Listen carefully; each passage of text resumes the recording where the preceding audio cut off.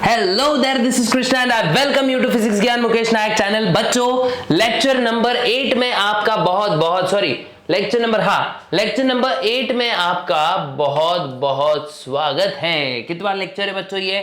Genetic basis of inheritance या inheritance and variation बोल लो, ठीक है। उसका लेक्चर नंबर हमारा चल रहा है 8। और इस लेक्चर में बच्चों हम लोग देखने वाले हैं सबसे इंपॉर्टेंट चीजें, जो भी डेफिनेशंस थी, मोनोप्लॉइडी, यूप्लॉइडी वगैरह जितनी भी डेफिनेशंस थी वो सब देख लेंगे। उसके बाद मॉर्गन्स एक्सपेरिमेंट और बहुत सारे ऑटोसोमल डिजीजेस और बहुत सारी अलग अलग चीजों के बारे में भी हम लोग को बहुत अच्छे से देखना है बच्चों, ठीक है। तो सबसे पहले तो हम लोग देख लेते हैं कि भाई यूप्लॉइडी मींस क्या होता है, मोनोप्लॉइडी मतलब क्या होता है। देखो तो फर्स्ट इसमें मोनोप्लॉइडी देखते हैं। क्या देखते हैं बच्चों? मोनोप्लॉइडी। तो देखो कुछ बच्चों का बोलना था कि सर थोड़ा सा इन डेप्थ जाइए, वर्ड्स के थोड़े से मीनिंग्स भी बताइए, तो उसके लिए मैं पूरे मीनिंग्स के साथ भी आया हूं आपके सामने। तो मोनोप्लॉइडी मतलब सिंपल बच्चों इतना ही याद रखो कि single set of chromosome, single set of chromosomes, है ना। तो जब भी किसी सेल में सिंगल सेट ऑफ क्रोमोसोम्स होंगे उसको ही मोनोप्लॉइडी बोला जाएगा। ऑल्सो कॉल्ड एज, देखो इसको क्या बोलते हैं, इसको एक और देते हैं, ऑल्सो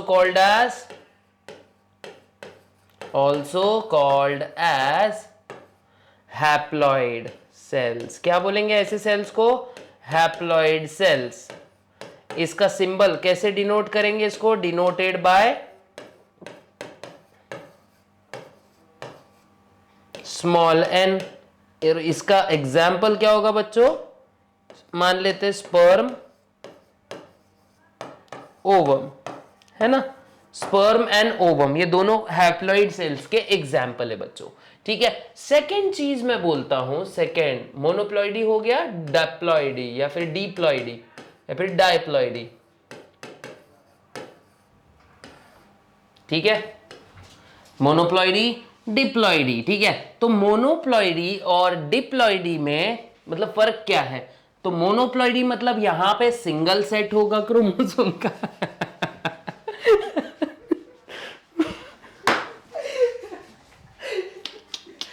कट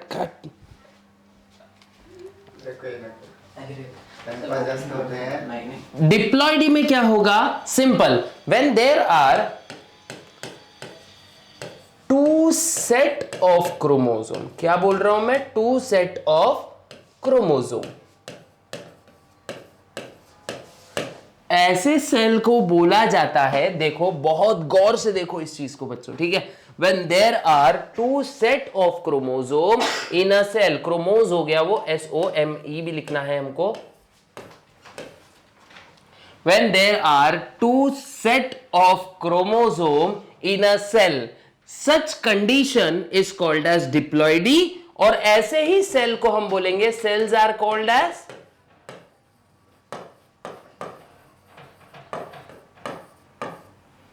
डिप्लॉइड सेल्स, ठीक है। इसको ही क्या बोलेंगे हम लोग? डिप्लॉइड सेल्स, है ना। इसका सिंबल होता है बच्चों 2n। क्या होता है? 2n इसका सिंबल होता है। एग्जाम्पल अगर मैं बोलूं तो नॉर्मल बॉडी सेल्स होते हैं ना अपने, नॉर्मल बॉडी सेल्स, ठीक है, बॉडी सेल्स, स्किन के सेल्स पकड़ लो, ठीक है। जो भी ये सेल्स होंगे ये होंगे कौन से वाले? अपने डिप्लॉइड सेल्स होंगे, ठीक है। इसका आप लोग स्क्रीनशॉट ले सकते हो बच्चों। थोड़ा सा फास्ट जा रहा हूं मैं।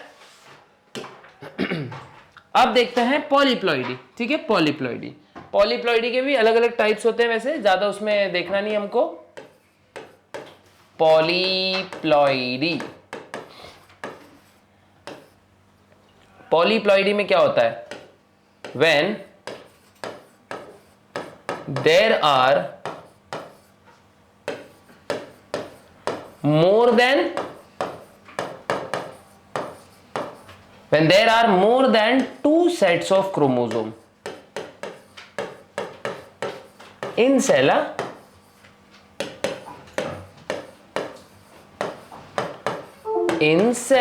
when there are more than two sets of chromosome in cell, such condition is called as polyploidy, है ना। एग्जाम्पल इसका क्या आएगा, ट्रिप्लॉइड, ट्रिप्लॉइडी बोलो या टेट्राप्लॉइडी बोलो, है ना। ये इसके मतलब अलग अलग टाइप्स होते हैं। तो इसको क्या 3n 4n से भी डिनोट किया जाता है। किससे, 3n और 4n से भी इसको डिनोट किया जाता है। उसके बाद में देखो बच्चों, एन्यूप्लॉइडी में दो देखे थे ना हमने, एक तो हाइपोप्लॉइडी, हाइपोप्लॉइडी, हाइपोप्लॉइडी मतलब क्या होता है बच्चों, क्रोमोसोम नंबर डिक्रीज होते हैं, क्रोमोसोम नंबर डिक्रीजेस, ओके। मतलब नॉर्मल लेवल से क्रोमोसोम के नंबर्स कम हो जाएंगे। तो इसमें फर्स्ट आता है बच्चों मोनोजोमी, ठीक है। मोनोजोमी में क्या होता है बच्चों, वन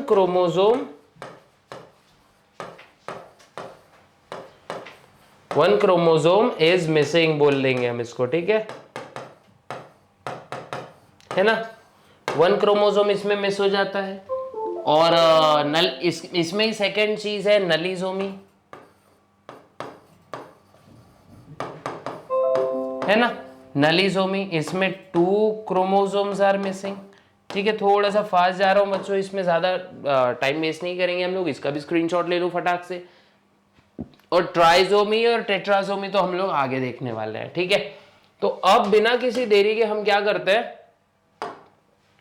अपना मॉर्गन्स एक्सपेरिमेंट स्टार्ट कर सकते हैं। क्या स्टार्ट करते हैं बच्चों, मॉर्गन का एक्सपेरिमेंट स्टार्ट करते हैं, ठीक है। अब मॉर्गन एक्सपेरिमेंट बोलता क्या है ये देखते हैं। Morgan experiment and crossing over, because crossing over ये मॉर्गन्स के वजह से ही दुनिया को पता चला। तो देखो मॉर्गन यूज्ड ड्रोसोफिला मेलानोगैस्टर, कौन सा स्पीशीज उसने यूज किया, ड्रोसोफिला मेलानोगैस्टर। तो इसी को हम फ्रूट फ्लाई बोलते हैं। क्या बोलते हैं बच्चा, फ्रूट फ्लाई। अब इसने ये इसलिए चूज किया बिकॉज इसका लाइफ स्पैन जो था शॉर्ट था, और मॉर्गन ने इसके कई डाई हाइब्रिड क्रॉसेस किए, ठीक है। कई सारे डाई हाइब्रिड क्रॉसेस किए, एक्सपेरिमेंट्स किए उस पे, और उसके बाद उसको पता चला कि जो ये क्रॉसिंग ओवर वाला फंडा है ये क्या होता है।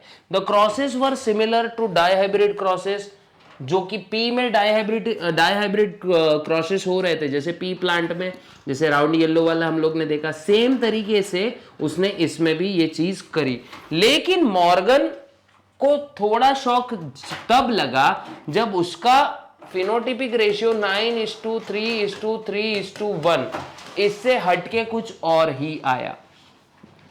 तब उसको बहुत ज्यादा अचंबा लगा कि मतलब यार क्या हुआ होगा। तो उसने क्या किया, सबसे पहले yellow bodied white eye female को क्रॉस किया wild type brown body red eyed males के साथ। देखो रेड और व्हाइट कैरेक्टरिस्टिक, मतलब RW ले लेते, ठीक है, R कैपिटल W, और उसको उसने क्रॉस किया किसके साथ में, येलो बॉडीड व्हाइट आई, मतलब स्मॉल r स्मॉल w के साथ, ठीक है।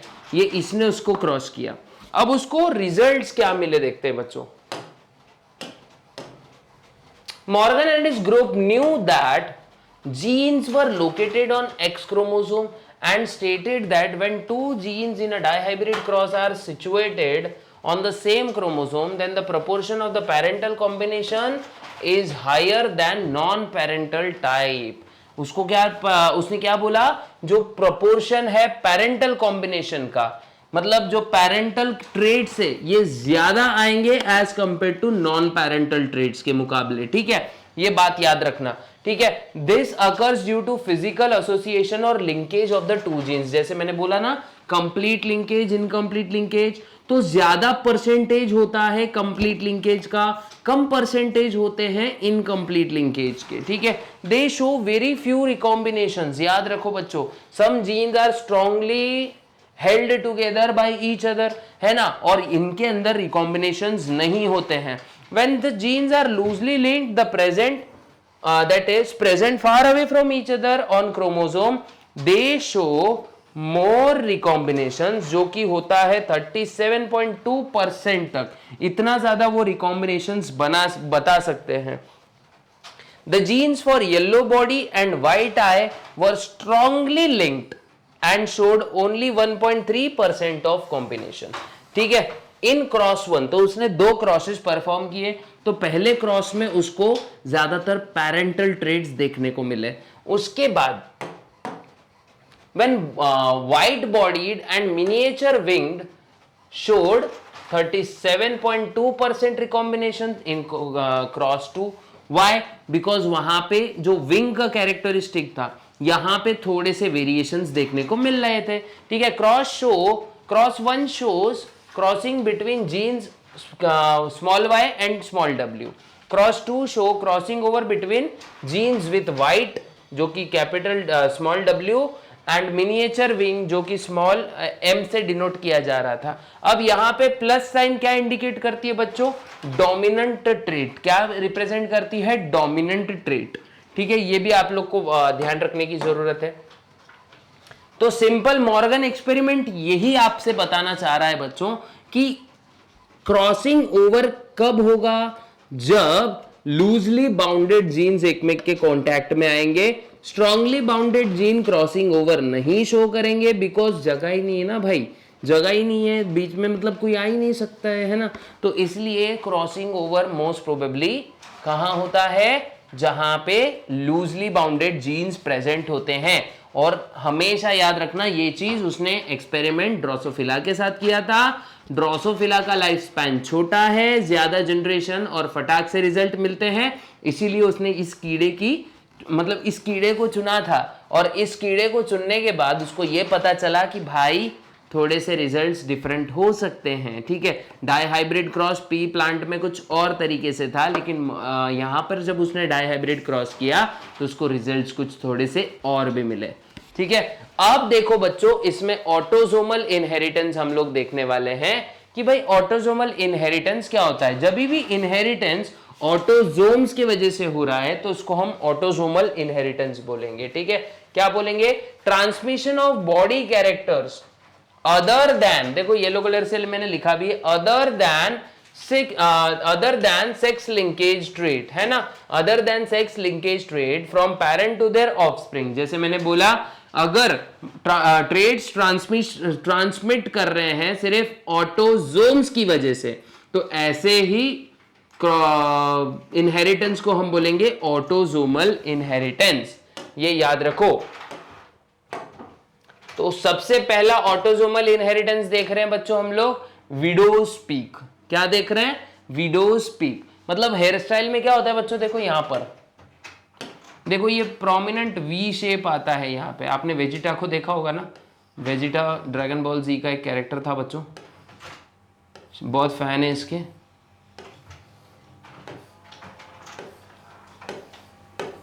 पूरा चेहरा ही बना देता हूं मैं हैनी में। ठीक है, तो ये दिख रहा है ना, ये विडोज पीक, और यहां पे देखो ये स्ट्रेट हेयर लाइन है। ठीक है, ये स्ट्रेट हेयर लाइन है।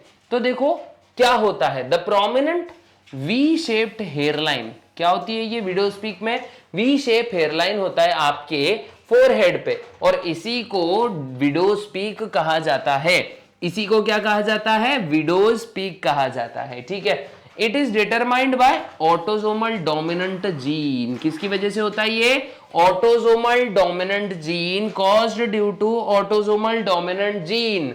विडोज पीक अगर ये होमोजाइगस डोमिनेंट है या हेटेरोजाइगस कंडीशन में है, तभी भी आपको ऐसी हेयरलाइन देखने को मिलने वाली है। विडोज पीक वाली हेयरलाइन अपने को देखने को मिलने वाली है। और अगर रिसेसिव कंडीशन में है तब जाके मिलता है स्ट्रेट हेयर लाइन। मेल्स और फीमेल्स दोनों में ये इनहेरिटेंस इक्वली दिख सकता है। ये बात याद रखना है बच्चों, बहुत अच्छे से याद रखना है कि भाई मेल और फीमेल दोनों में भी ये चीजें देखने को मिल सकती हैं। तो पहली चीज क्या देख रहे हैं हम लोग? Autosomal inheritance. देखो बच्चों, autosomal inheritance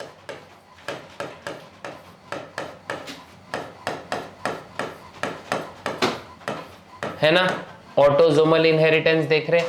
what do you mean by autosomal inheritance?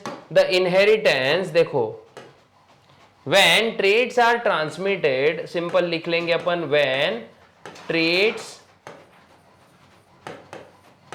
Are transmitted due to autosomes or other than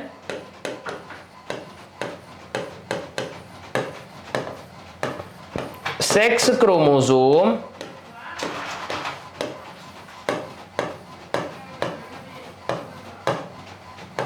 such kind of inheritance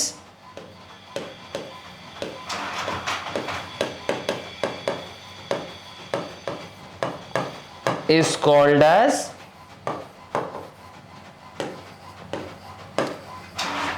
autosomal inheritance. ऐसे ही इनहेरिटेंस को हम लोग क्या बोलते हैं बच्चे?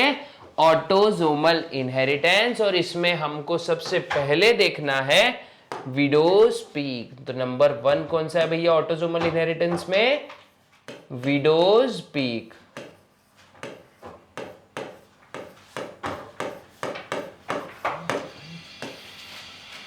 तो पॉइंट कैसे लिखेंगे? Number 1, prominent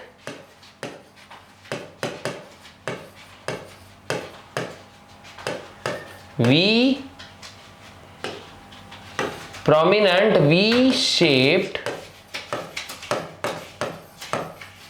hairline. V shape hairline दिखेगी बच्चों इनके माथे के ऊपर. ठीक है, V shape hairline caused due to autosome, caused due to autosome. ठीक है, ऑटोसोम्स की वजह से दिख रहा है. उसके बाद इसीलिए ये ऑटोसोमल इनहेरिटेंस है. इट कैन बी ऑब्जर्व, देखो ऐसे लिखते हैं, इट कैन बी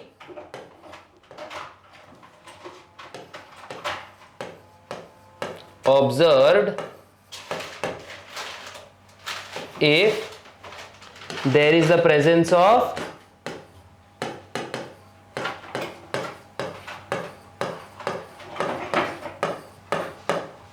dominant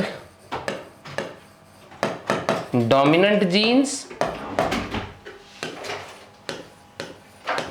जिसको हम लिखेंगे, इसको ऐसे लिख देते हैं, थोड़ी जगह छोड़ देते पहले, एंड होमोजाइगस कंडीशन या होमोजाइगस डोमिनेंट लिखते हैं. ठीक है, there is the presence of homozygous dominant, homozygous dominant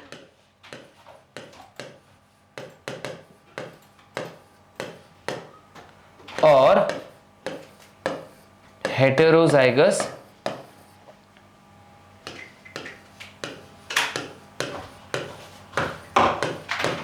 dominant condition.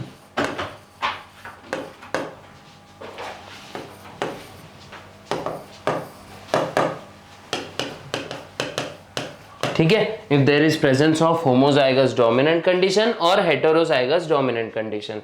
अगर रिसेसिव कंडीशन है, इन रिसेसिव कंडीशन,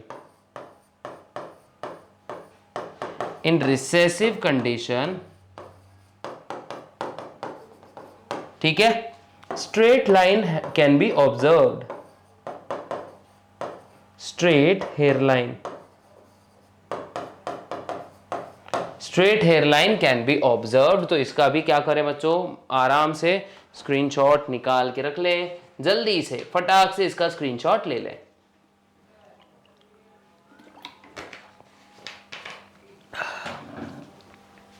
इसके बाद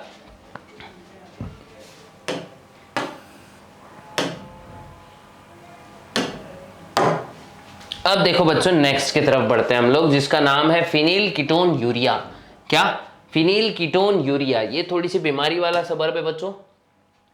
फिनिल कीटोन यूरिया में क्या होता है? ये एक इनबॉर्न मेटाबॉलिक डिसऑर्डर है। सबसे पहले याद रखो क्या है, पैदाइशी होता है, इनबॉर्न होता है, मेटाबॉलिक डिसऑर्डर होगा। मतलब यहां पे कुछ ना कुछ केमिकल का सही से ब्रेकडाउन नहीं हो रहा है, इस वजह से प्रॉब्लम्स घटने वाली है बच्चों। ठीक है, कैसा होता है? Caused due to recessive autosomal gene. कौन से जीन के वजह से होता है ये? Recessive autosomal gene.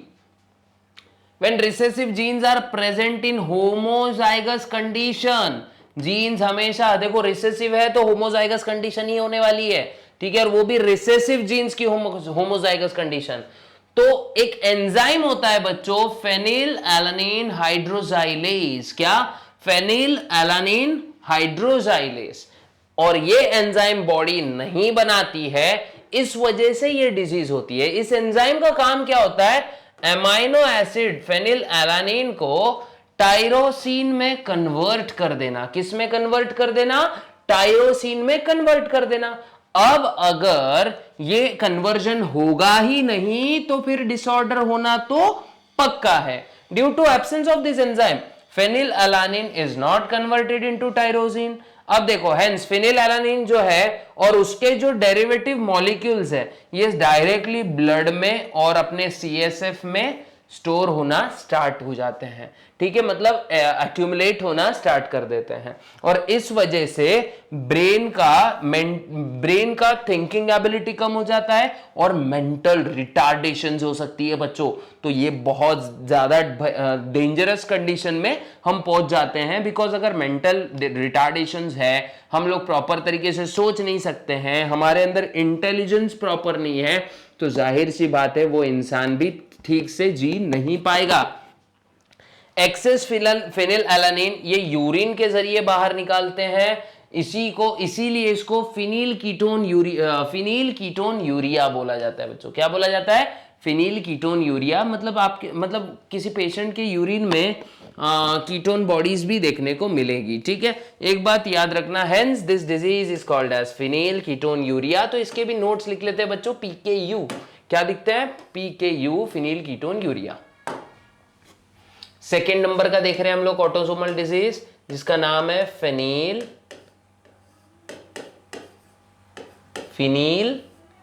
Ketone urea, PKU। ठीक है, PKU टल्ली हो जाओ, ऐसा हो गया हूं तो। ठीक है, फिनिल कीटोन यूरिया देख रहे हैं बच्चों। ओके, तो फिनिल कीटोन यूरिया में क्या होता है देखते हैं। तो देखो, सबसे पहले तो ये है इनबॉर्न डिजीज। कैसी होती है बच्चों? इनबॉर्न। उसके बाद में मेटाबॉलिक डिजीज,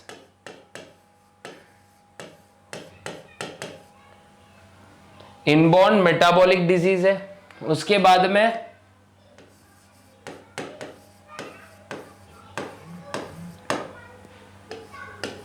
ऑटोसोमल डिजीज है बच्चों। ये कैसी डिजीज है? ऑटोसोमल डिजीज, यानी सेक्स क्रोमोसोम के वजह से नहीं होगी, ऑटोसोम्स के वजह से होगी।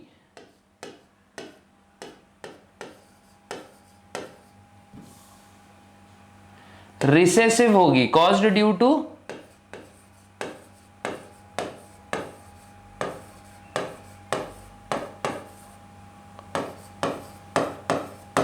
Recessive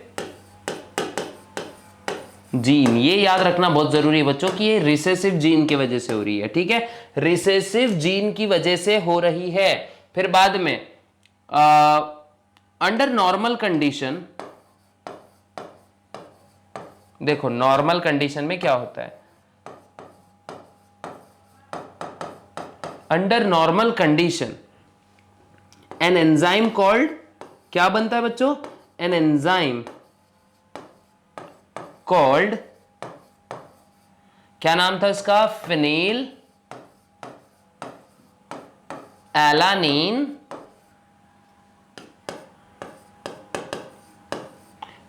alanine hydroxylase. क्या नाम है इसका? हाइड्रोजाइलेज। इज प्रोड्यूस्ड, है ना।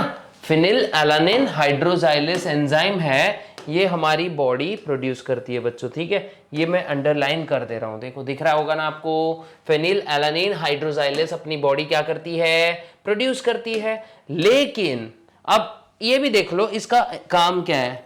द फिनिल एलानिन हाइड्रोजाइलेस, मैं यहां लिख देता हूं, फिनिल एलानिन हाइड्रोजाइलेस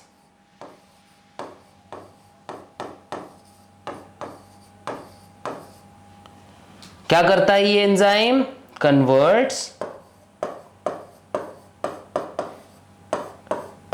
फेनिलएलानिन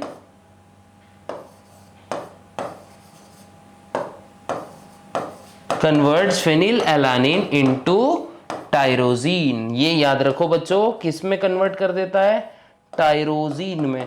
फिनिल एलानिन एक टाइप का एमिनो एसिड है और यही एमिनो एसिड को बॉडी टायरोसिन में कन्वर्ट कर देती है। Due to absence of this enzyme, due to absence this conversion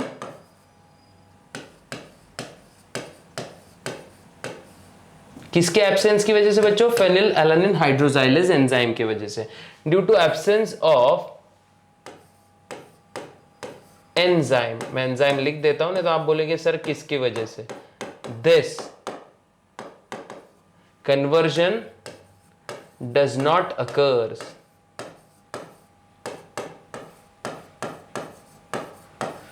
ठीक है। हेंस, पूरा शॉर्ट नोट है बच्चों, एग्जाम में ऐसे ही लिख सकते हो। Hence phenyl alanine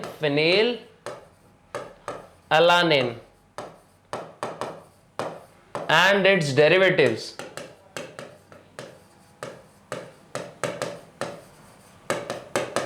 phenylalanine and its derivatives accumulates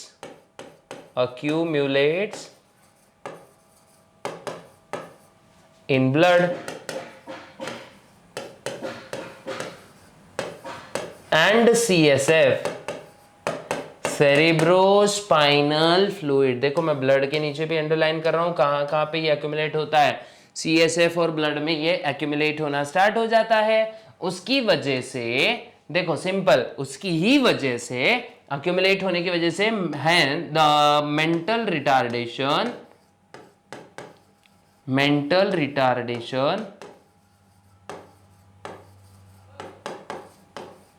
occurs, ठीक है। मेंटल रिटार्डेशन होना स्टार्ट हो जाता है उस वजह से। अब देखो excess phenyl alanine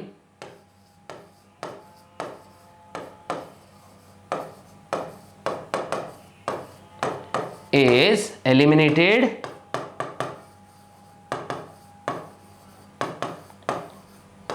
by body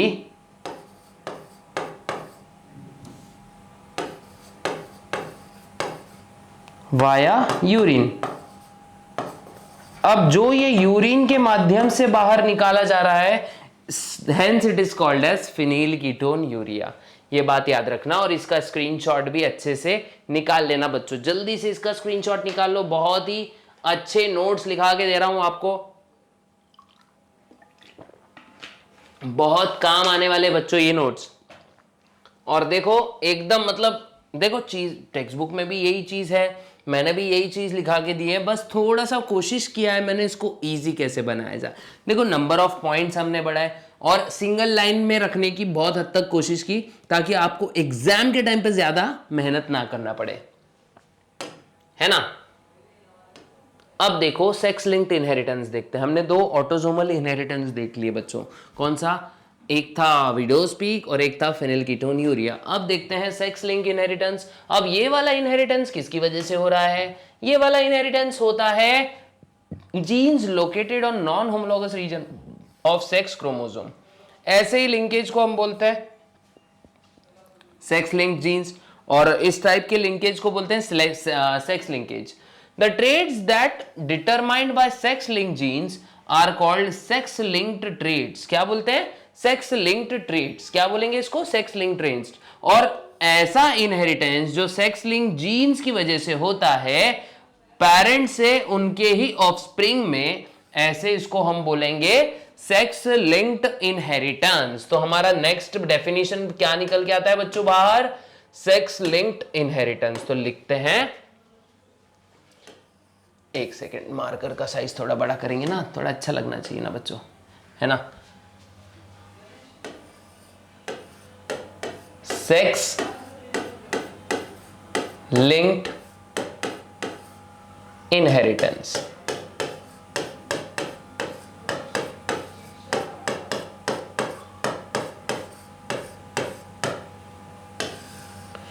अब देखते हैं बच्चा सेक्स लिंक्ड इनहेरिटेंस, ठीक है, कि सेक्स लिंक्ड इनहेरिटेंस आखिर में होता क्या है। तो सेक्स लिंक्ड इनहेरिटेंस बच्चों क्या होता है, देखो मैं लिख देता हूं यहां पे, the inheritance,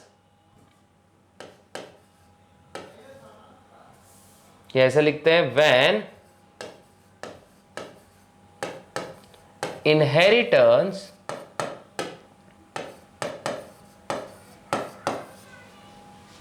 is caused due to sex linked genes,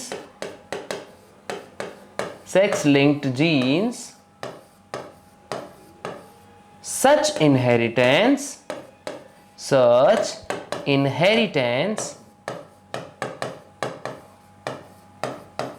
is called as sex linked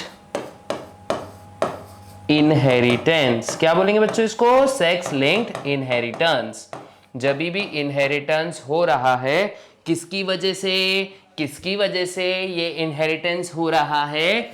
sex linked genes की वजह से। तो ऐसे ही टाइप के इनहेरिटेंस को कहा जाता है सेक्स लिंक्ड इनहेरिटेंस।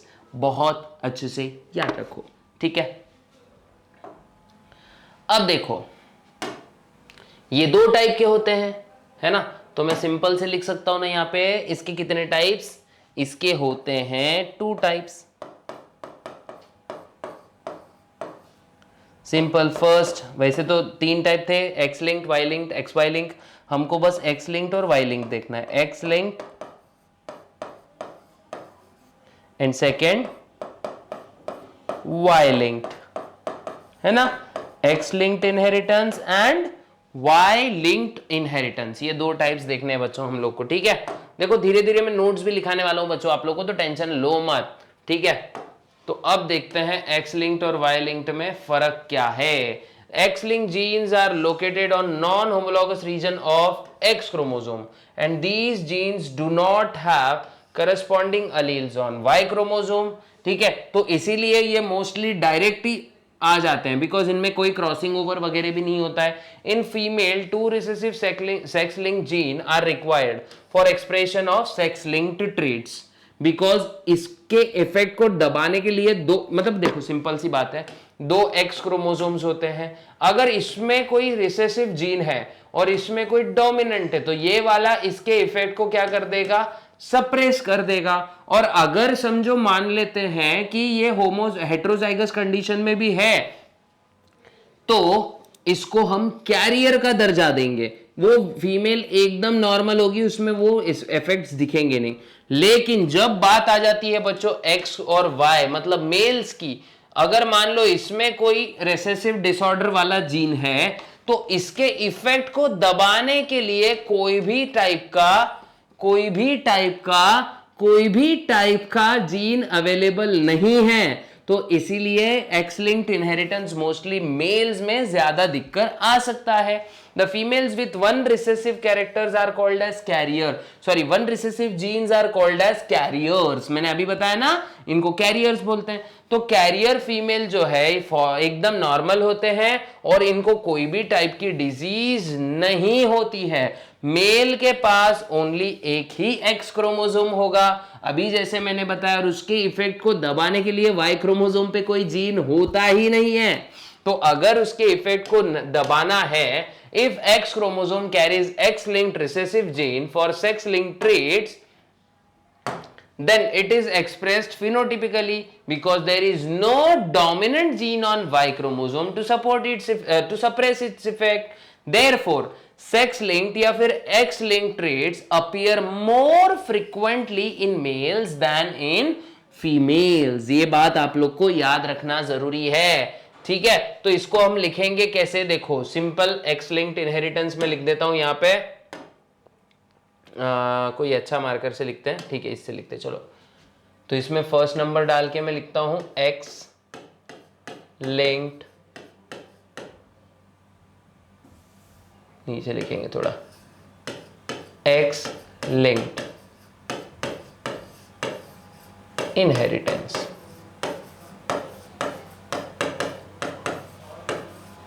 है ना।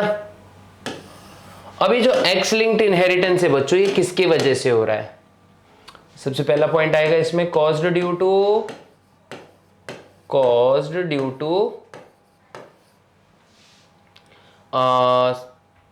Linked genes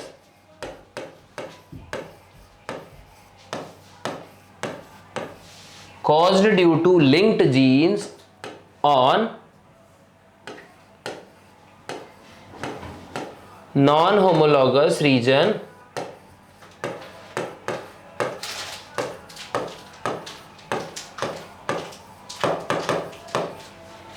of X chromosome, है ना। X क्रोमोसोम का जो रीजन होता है, नॉन होमोलॉगस रीजन होता है, उसके ही वजह से ये होता है। देखो sex link genes are caused located on non homologous regions of X chromosome, ये याद रखना जरूरी है बच्चों, बहुत अच्छे से याद रखना जरूरी है, ठीक है। किसकी वजह से हो रहा है? नॉन होमोलॉगस रीजन, देखो देखो देखो, non homologous region X chromosome का। अब जो फीमेल्स होती है ना, फीमेल्स जो होती है ना, देखो सिर्फ रिसेसिव फीमेल्स में ही कैरेक्टर्स दिखेंगे, या फिर वो मान लो कोई डिजीज है वो दिक्कत आएगी, क्योंकि अगर हेटेरोजाइगस कंडीशन है तो फीमेल्स के पास में, चलो मैं आपको नोट्स लिख के देता हूं, वैसे आपको नहीं समझेगा। तो देखो simple, under homozygous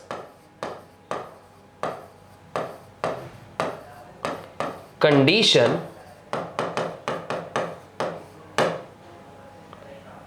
female shows traits या फिर female expresses the traits. Under heterozygous condition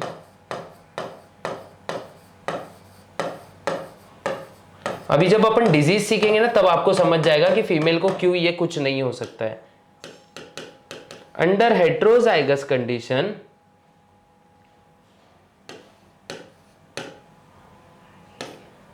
there are या फिर there is the presence of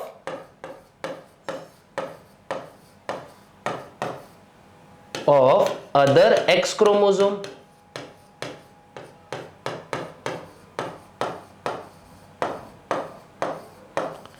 there is the presence of other X chromosome, है ना। due to this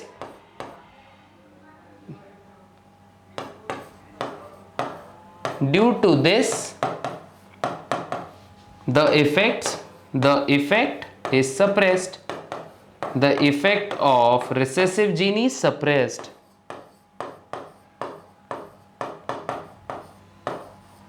gene is suppressed, है ना। Recessive gene का effect जो होता है बच्चों, यहां सप्रेस हो जाता है, इसीलिए फीमेल सिर्फ क्या रह जाती है बच्चों, यहाँ पे कैरियर रह जाती है। आप लोग को यही मैं बताने की कोशिश कर रहा हूं, इसीलिए यहाँ पे फीमेल्स क्या बन जाती है, कैरियर्स। तो देखो next, so they are called as carriers, so called carriers,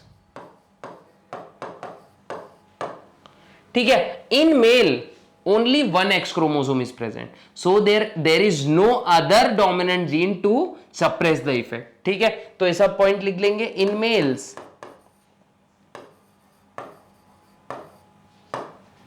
only one X chromosome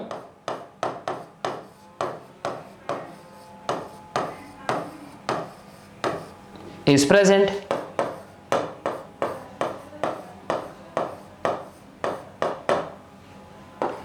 So there is no dominant gene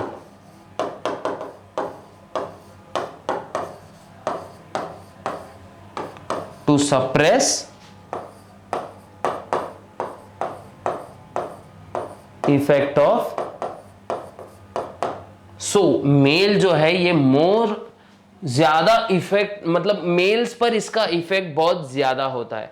अगर आपको दिख रहा होगा ना बच्चों, तो इसका एक बार क्या कीजिए, इसका स्क्रीनशॉट अच्छे से ले ले बच्चों. ठीक है, तो थोड़ी सी राइटिंग छोटी हो सकती है, लेकिन मैं कोशिश कर रहा हूं कि आप लोग को ज्यादा से ज्यादा अच्छे से चीजें विजिबल हो, क्लियर हो. अभी हम क्या करते हैं, इसको एक एग्जाम्पल से समझते हैं. ठीक है, तो कि भाई कैसे मेल को ही डिजीज क्यों होता है, फीमेल को क्यों नहीं होता है. ठीक है, तो इसका मतलब कैसे एक एग्जाम्पल आएगा, देखो.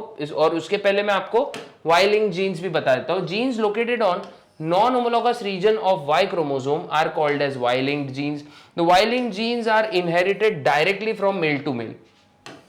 अब मेल टू मेल मतलब वैसे नहीं पप्पा से बेटे में. ठीक है, ऐसे आ जाता है. तो ठीक है, बिकॉज स्टिल ये वाई के वजह से हो रहा है, और एक्स वाई तो सिर्फ मेल वाला फंडा है, तो इसीलिए मेल टू मेल ही ये होता है. तो फॉर एग्जाम्पल देखो, अभी एक्स लिंक्ड डिजीज का एक एग्जाम्पल लेने जा रहा हूं जिसका नाम है कलर ब्लाइंडनेस. क्या देखेंगे बच्चे, कलर ब्लाइंडनेस के एग्जाम्पल से समझते हैं हम लोग. ठीक है, कलर ब्लाइंडनेस के एग्जाम्पल से समझते हैं.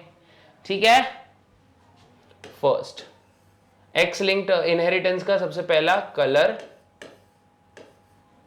ब्लाइंडनेस.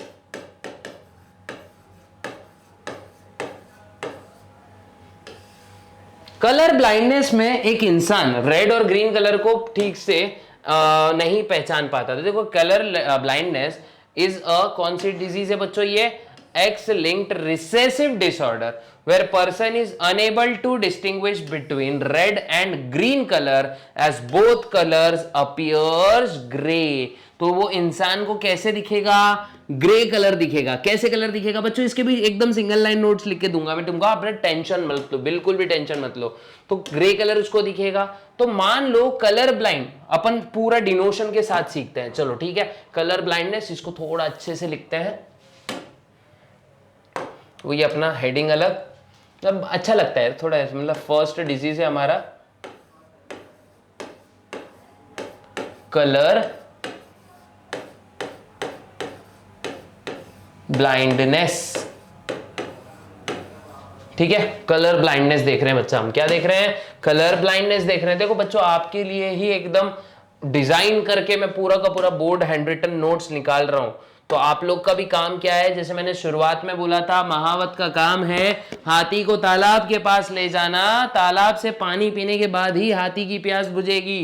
पानी हाथी को ही पीना है, मतलब ज्ञान आपको ही लेना है. महावत आपको नॉलेज दे रहा है बच्चों. ठीक है, ये याद रखो. तो कलर ब्लाइंडनेस, सबसे पहले ये कैसा इनहेरिटेंस है बच्चों, x linked inheritance. It is x linked disorder, है ना, एक्स लिंक्ड डिसऑर्डर है. ठीक है, रिसेसिव होता है, मतलब रिसेसिव कंडीशन में ही होगा. पर्सन जिसको ये होता है इज अनेबल टू डिस्टिंग्विश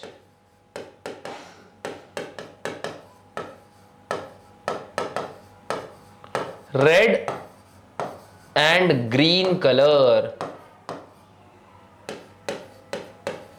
बाकी कलर दिख जाएंगे उसको, लेकिन रेड और ग्रीन कलर नहीं दिखेगा.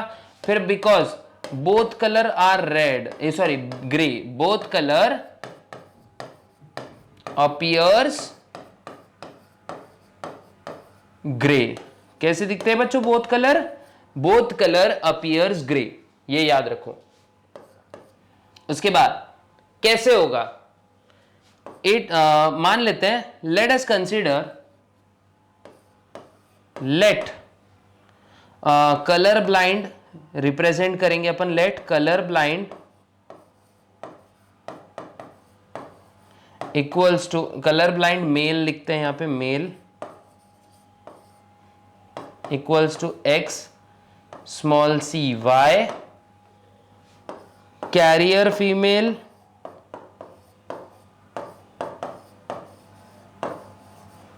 इसको रिप्रेजेंट करेंगे हम लोग एक्स सी एक्स, और डिजीज्ड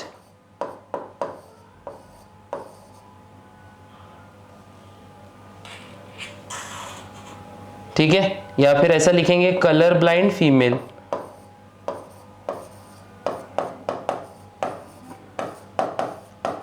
कलर ब्लाइंड फीमेल मतलब कैसी होगी, एक्ससी एक्ससी, मतलब दोनों भी रिसेसिव जीन लगेंगे बच्चों, दोनों भी रिसेसिव जीन्स। मान लेते हैं एक आदमी की, मान लेते हैं एक कलर ब्लाइंड आदमी की, ठीक है, कलर ब्लाइंड, इसका मैरिज होता है एक नॉर्मल फीमेल से, नॉर्मल फीमेल से इसका मैरिज होता है, ठीक है। तो देखो बच्चों, मान लेते हैं एक्स सी वाई, इसको क्रॉस करेंगे एक्स एक्स से। अब देखो बच्चों, यहां पे दो टाइप के गैमेट्स निकलेंगे, एक होगा एक्स सी और एक होगा वाई, और यहाँ पे दो आइडेंटिकल गैमेट से, तो मतलब सिंपल एक ही टाइप का गैमेट हम लोग यहाँ से निकालेंगे बच्चों, ठीक है, x होगा, ठीक है। तो जब भी एक्स सी और y, तो क्या बनेगा, एक्स सी एक्स और एक बनेगा एक्स वाई, तो एक क्या बनी बच्चों, कैरियर गर्ल, और एक बना नॉर्मल बॉय, ठीक है। प्रोबेबिलिटी फिनोटिपिक रेशियो क्या आएगा, कैरियर गर्ल मतलब 1 carrier girl is to 1 normal boy का प्रोबेबिलिटी होगी इस जोड़े में। अब यही carrier girl X C X, ये इसका मैरिज होता है एक नॉर्मल बॉय से, तब क्या होगा, तो देखो बच्चों यहां पे स्टिल आप दो टाइप के गैमेट्स निकलेंगे, एक निकलेगा एक्स सी, एक निकलेगा एक्स, और इधर निकलेगा एक्स, और एक रहेगा वाई। तो देखो बच्चों एक बनेगा, ये देखो ये एक्स सी एक्स, फिर एक बनेगा एक्स सी वाई, फिर एक बनेगा नॉर्मल एक्स एक्स, और एक प्रोजेनी बनेगी एक्स वाई की, ठीक है। तो देखो बच्चों क्या हो रहा है, एक बन रहा है कैरियर, एक बनेगी कैरियर गर्ल, प्रोबेबिलिटी होगा एक बनेगा डिजीज्ड, है ना, दो बनेंगे नॉर्मल, तो प्रोबेबिलिटी क्या है 25% 25% होता है कैरियर की प्रोबेबिलिटी, 25% होता है नॉर्मल प्रोबेबिलिटी, सॉरी 50% होती है नॉर्मल प्रोबेबिलिटी, और फिर बाद में 25% होती है कलर ब्लाइंड की प्रोबेबिलिटी। तो देखो बच्चों ये पूरा कलर ब्लाइंडनेस का सीन है, फटाक से इसके भी क्या करें बच्चों, आराम से नोट्स लिख ले, ठीक है, अच्छे से, मतलब स्क्रीनशॉट ले लें अच्छे से, एकदम तगड़ी तरीके से इसका स्क्रीनशॉट ले ले, जल्दी से ले ले बच्चों। अभी जो सेकंड डिजीज देखेंगे हम लोग, फटाक से देखते हैं। अब देख लेते हैं बच्चों,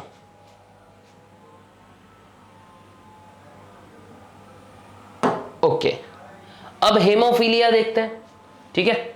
हीमोफीलिया, हीमोफीलिया में क्या होता है ना, इस ये भी, ये देखो बच्चों इनको क्रिस क्रॉस इनहेरिटेंस बोलते हैं, मतलब पप्पा से डायरेक्टली आएगा उनके ग्रैंडफादर्स, मतलब ग्रैंडसन्स में, ठीक है। मतलब अगर कोई मान लो अजय नाम का इंसान है, तो उसके मान लेते उसका एक ग्रैंडसन है जिसका नाम है पराग बोल के, ठीक है। तो अजय से सीधा पराग के अंदर ये चीजें देखने को मिलेगी, ठीक है। अब हेमोफिलिया ये भी एक एक्स लिंक्ड डिजीज है बच्चों, ब्लीडर्स डिजीज इसको बोलते हैं, क्या बोलते हैं, ब्लीडर्स डिजीज इसको कहा जाता है बच्चों, क्या बोला जाता है, ब्लीडर्स डिजीज। अब ब्लीडर्स डिजीज में क्या होता है, देखो सिंपल, एसबी बोर्ड में ले लेते हैं इसको भी, इसको करते हैं पप्पन अवे, और फिर वापस से अपना HAEMO, HAEMOPHILIA,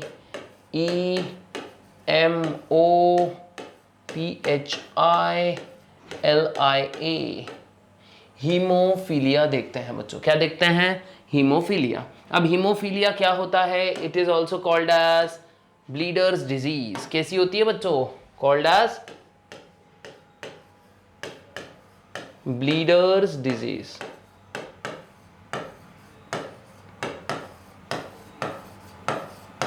ये भी कैसी डिजीज है बच्चों, एक्स लिंक्ड होती है। कैसी होती है, एक्स लिंक्ड, ठीक है। हेटेरोजाइगस फीमेल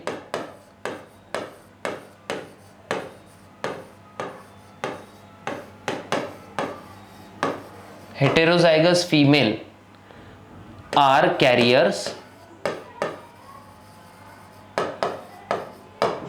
हेटेरोजाइगस फीमेल को कैसे रिप्रेजेंट कर सकते हैं हम लोग, यहीं पे लिख देता हूं मैं, XHX, ठीक है। मेल्स हमेशा डिजीज्ड होंगे, मेल्स हमेशा डिजीज्ड होंगे। उसके बाद में नॉर्मल बताने की मेरे को जरूरत नहीं है। तो लेट अस कंसीडर एक हेमोफिलिक मेल जिसको XHY से हम डिनोट करेंगे, इसका मैरिज होता है X एक नॉर्मल फीमेल के साथ, XX से अपन इसको डिनोट करते हैं, ठीक है। तो दो टाइप के गैमेट्स देखो, सेम वैसा ही कलर ब्लाइंड जैसा रहेगा, ठीक है। XHY और यहां पे निकलेगा एक कैपिटल X। तो देखो प्रोजेनी कैसी बनेगी, XH और एक बनेगा XY। तो देखो बच्चों ये होगा XHX, ये होगी कैरियर और ये होगा नॉर्मल। अब जब भी कोई नॉर्मल मेल की शादी किसी कैरियर गर्ल से हो जाए तो क्या हो सकता है, यहां पे भी दो गैमेट्स निकलेंगे बच्चों, X और Y। यहां पे भी दो गैमेट्स निकलेंगे बिकॉज अब नॉन आइडेंटिकल गैमेट्स है, इसीलिए XH और X। एक कैरियर बन रही है बच्चों, 25% प्रोबेबिलिटी, X एक नॉर्मल फीमेल।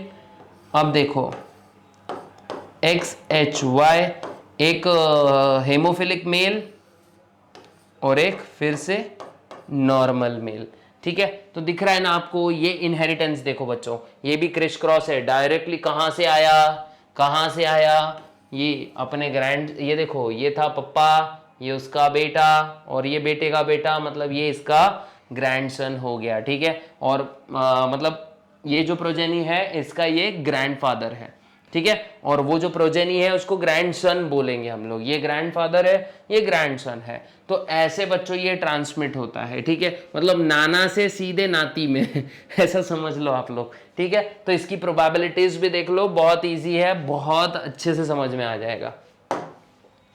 इसके बाद देखो बच्चों सेक्स डिटर्मिनेशन, वो तो मैं यही समझा सकता हूं आपको। Sex determination in human beings, देखो मेल के लिए क्या होता है, ह्यूमंस में मेल माले का होगा चिंटू, XY होता है। ये जब भी मेल फीमेल के साथ में शादी करता है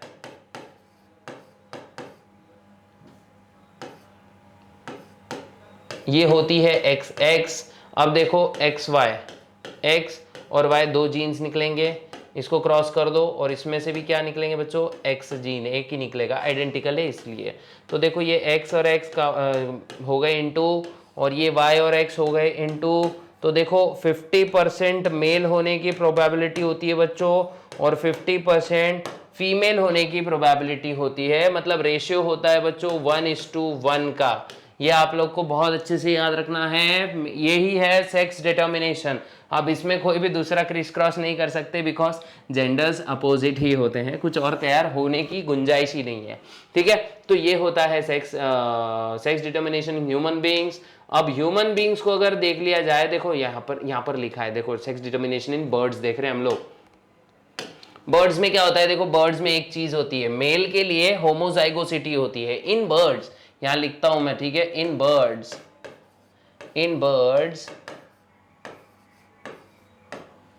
मेल जो है होमोजाइगस होते हैं, है ना, मेल्स होमोजाइगस होते हैं और इनका क्रोमोसोम नंबर क्या होता है बच्चों, एक डिप्लॉइड सेल प्लस जेड, ये याद रखो बच्चों, ठीक है, जेड। फीमेल कैसी होती है, यहां पे उल्टा है थोड़ा बच्चों, फीमेल होती है हेटेरोजाइगस,